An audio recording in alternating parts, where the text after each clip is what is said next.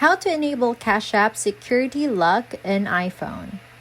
Welcome! In this guide, you'll learn how to enable the security lock feature on your Cash App using an iPhone. This adds an extra layer of protection to your payments. Start by opening the Cash App on your iPhone. Make sure you are logged in to your account before proceeding. On the home screen of the app, tap your profile icon located at the top right corner. Scroll through the menu options and tap on Privacy and Security to manage your security settings. Find the security lock option and toggle the switch to turn it on. This enables the feature that requires biometric confirmation for payments.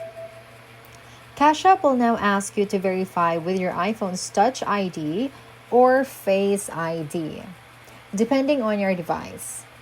Follow on-screen instructions to complete this setup.